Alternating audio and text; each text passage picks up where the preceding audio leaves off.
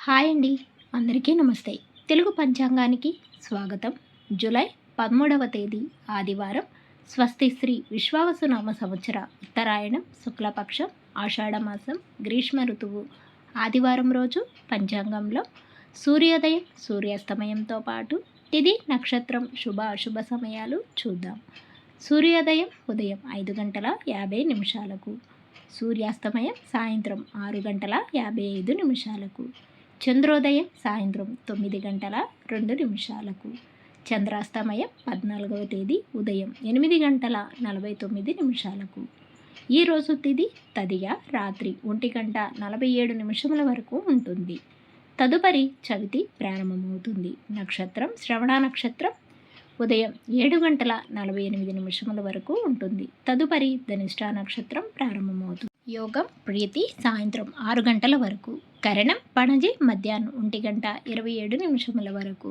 ఈరోజు శుభ సమయాలు అభిజిత్ ముహూర్తం ఉదయం 11:56 నుండి 12:47 వరకు ఉంటుంది. అమృతకాలం రాత్రి 8:25 నుండి 10 గంటల వరకు ఉంటుంది. బ్రహ్మ ముహూర్తం తెల్లవారుజామున 4:17 నుండి 5:05 వరకు ఉంటుంది.